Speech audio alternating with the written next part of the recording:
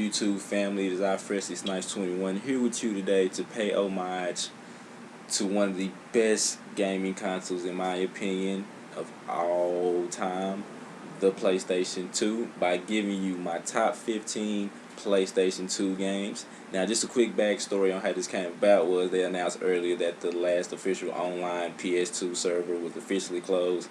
I don't even know what game it was for, but with that being said, I was like, hey, I still own a PS2, so why not go ahead and just discuss some of my top 15 games. Now, this was a very hard list to make. It was probably one of the toughest lists I ever had to make. So there will be situations to where I'll have only certain games from a series, or I'll just have the whole series. Why? Because in the words of a half-decent rapper from back in the day, I can do that. So with that being said, I'm going to start with number 15, which is the NBA Street Series, 1, Volume 2, Volume 3. I think for the most part that was kind of the new version of NBA Jam. They had Stretch, Bonafide. I think it was Takashi who was like pretty much Yao Ming before he entered the NBA. Designs for all the games was great. I think my favorite out of the three would probably be NBA Street Volume 2. Even though I did hate when people used to pick all three Jordans that they had, because that was a pretty much unstoppable team. But between the game breakers and things like that, the NBA Street Series was fantastic. So that's be my number 15. Number 14, I'm going to go to the world of wrestling, as some people like to call it, with WWE SmackDown, Here Comes the Pain. Now, this one was kind of hard for me. Only reason why I didn't pick all of them because I didn't really just enjoy all of them. I think for me, SmackDown, Here Comes the Pain was the best one. It could go between that or Shut Your Mouth. But for Here Comes the Pain, just the way the story mode was told, everything that pretty much happened was you. Of course, they had some elements to where you couldn't change. It was pretty much scripted, but by going backstage and running around beating up people, the fact that you can jump off the old SmackDown fist onto your opponent was great. I mean, the level of customization when it came to creating your player, in my opinion, they're just now getting to that point with the WWE games for the current gen systems. So number 14, WWE SmackDown, Here Comes the Pain. Number 13 is a game that a lot of people probably didn't play, but that's why this is my list. But Urban Reign. Now, for those that don't know what Urban Reign is, it's a fighting game that was made by the same people that made Tekken. Also, they even had Paul and Martial Law from Tekken make a special appearance. I think this was one of the first games, as far as fighting games go, to where you utilize the multi-tap, because you can play up to four people at a time. So if you had a multi-tap, you and 3 of your buddies, y'all can go at it. I think the different variations of characters they had, everybody had their own fighting style.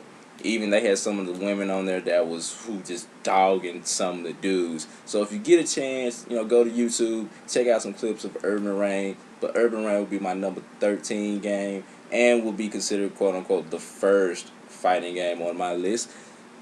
Going to number 12, we're going from fighting to platforming with the Jack and Dexter series.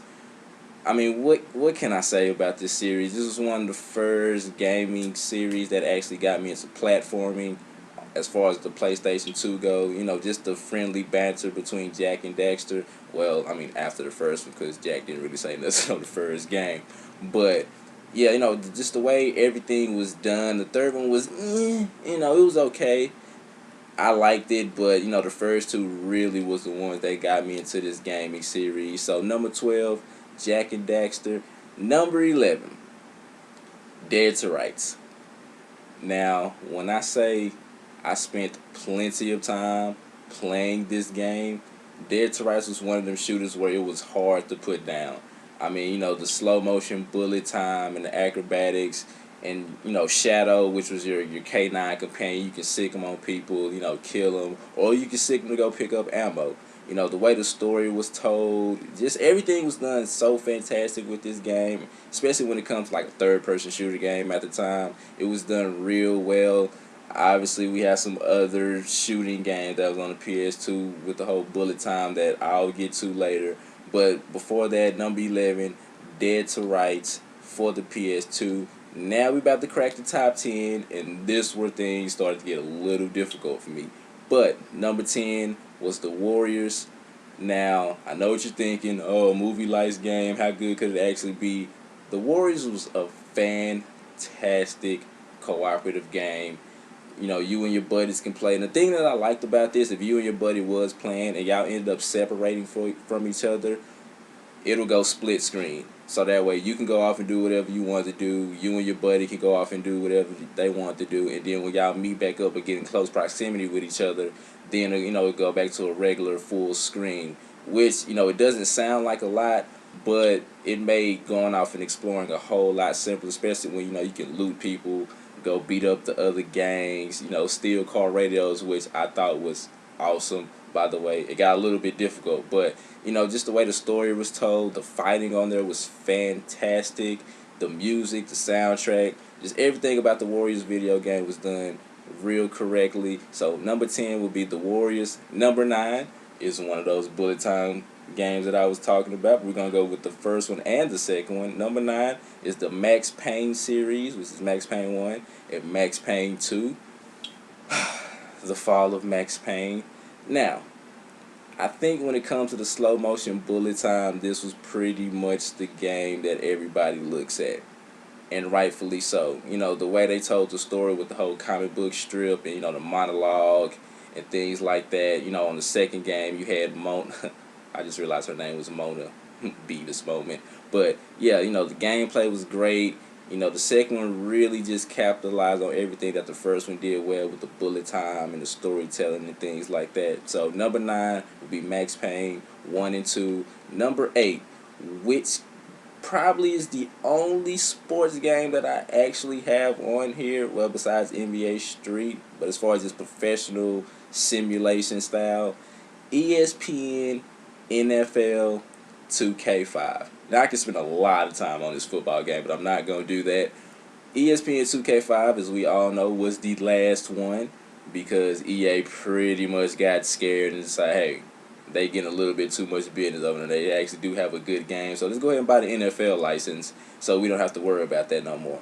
But I digress from my point.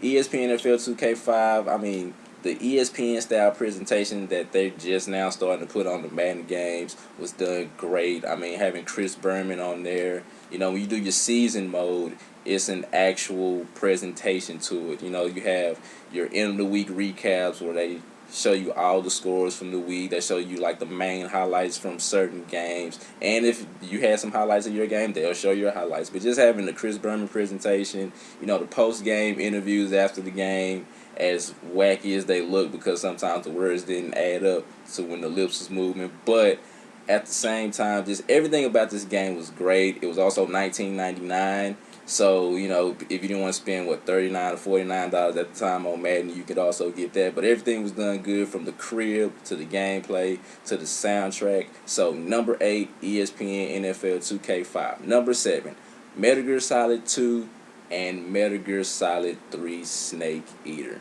Now, Metal Gear Solid has pretty much been the mainstay as far as Sony goes, you know, with the first one being on PS1. Metal Gear Solid 2 really set the bar to me as far as Metal Gear Solid games go, and it was the introduction to writing or rating, however you want to say it.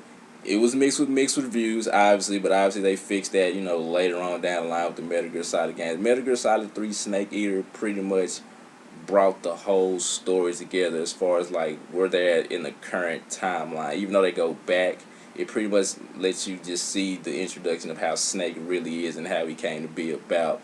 So, number 7, Metal Gear Solid 2 and Metal Gear Solid 3 Snake Eater. Number 6, Def Jam Fight for New York. I think this is still one of my favorite PlayStation 2 games. It's like still damn hard to find. But Def Jam Fight for New York, you know, it built up on Def Jam Vendetta, which was the first one, and you was pretty much just in the ring the whole time. You had a choice between 4 players to play with. But Def Jam Fight for New York lets you make your own player. You take them to the, you know, take them through the whole story. You know, you and D-Mob and Snoop Dogg as Crow with that smooth, silky perm that he had. You know, all the different rappers that they had. You know, from the Lil Flips to the David Banners. You know, to it was just a fantastic game. The fact that you can mix up different fighting styles, or you can just level up one fighting style, whether it be kickboxing, street fighting, submission, wrestling. And I think I'm missing one, but you can either mix those up, or you can just perfect one. I was always a kickboxer and a martial artist because I don't know, I just love the kick combos that they had. Also, real quick, I hate fighting Fat Joe. His reversal skills is ridiculous, and if he grabs you, he's gonna pedigree you like 3 times. But with that being said, the blazing moves that everybody had was great. The story was great. Voice acting was great. I wish we can get another one. I'm not counting Def Jam Icon. So number 6, Def Jam Fight for New York. Number 5, Marvel vs. Capcom 2. Now, this is like the fighting game that's like a fighting gamer's paradise right here. Marvel vs. Capcom 2 had over 55 or 56 characters, if I'm not mistaken. I literally can remember playing this all night. Even got to the point that sometimes I'll just leave the game system on so I can collect points. So when I wake up, I have enough points to either buy a character or buy a costume or, a suit or arena or something like that. But I think just the different characters that they had was great.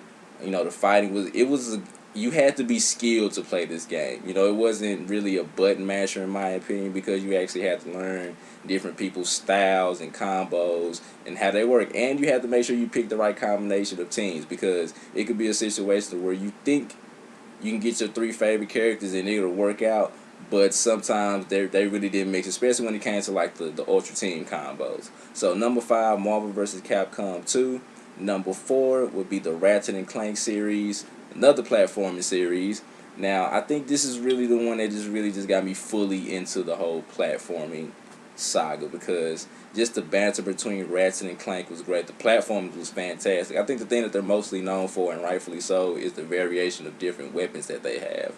And you have the story. It's just, I could go on and on about the Ratchet and Clank series, but they are some very, very fantastic games.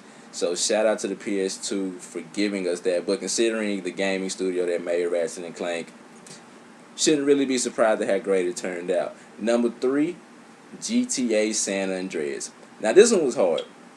I didn't want to cheat myself on this one because we had GTA 3, Liberty City, Stories, Vice City, and so on and so on.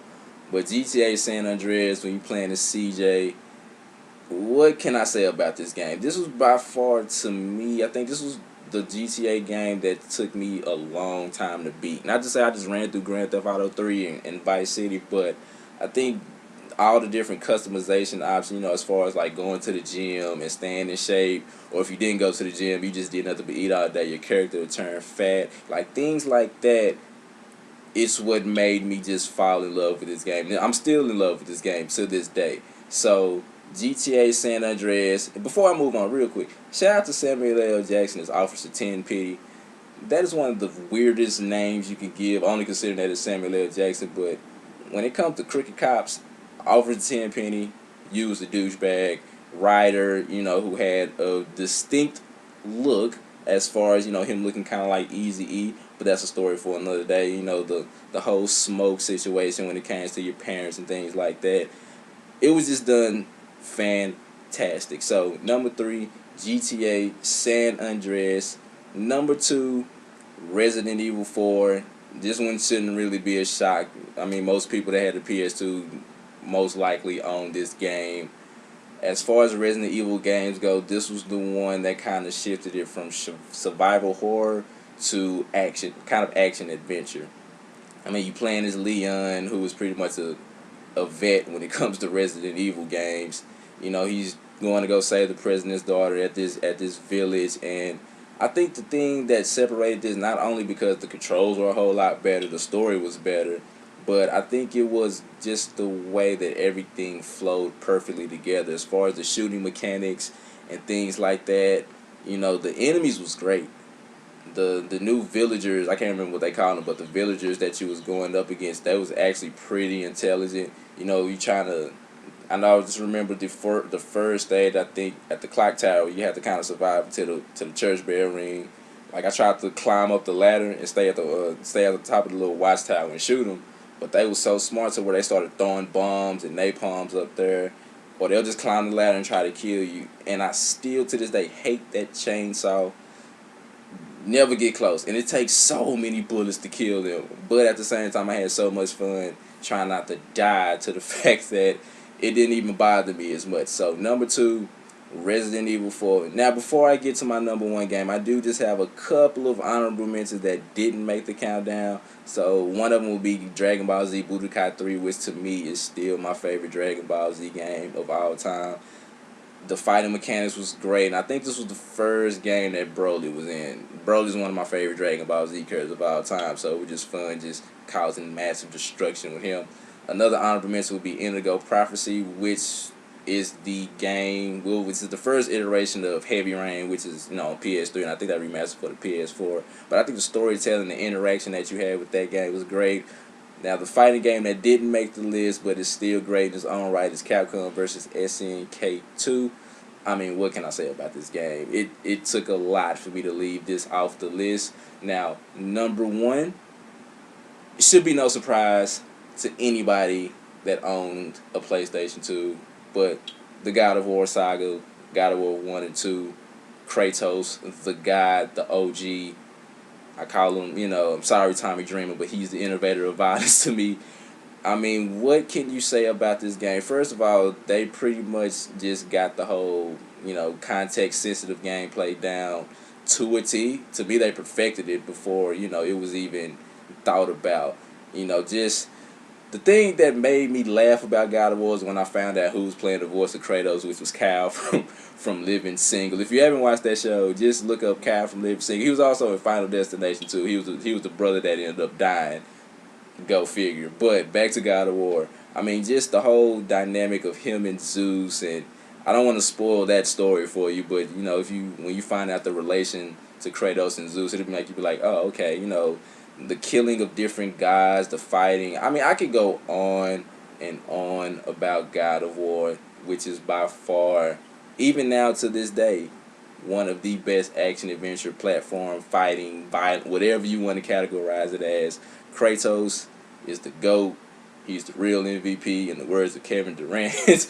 So, yeah, number 1 is God of War series. Now, obviously, I left a lot of games off this list because there was plenty of PlayStation 2 games that could have been named, but that's what y'all here for. Leave in the comment section some of your favorite PlayStation 2 games, and if it's anything I missed, like I said, go ahead and let me know. But yeah, you can either give me 5, 4, 10, however many PS2 games you want. Go ahead and leave it in the comment section.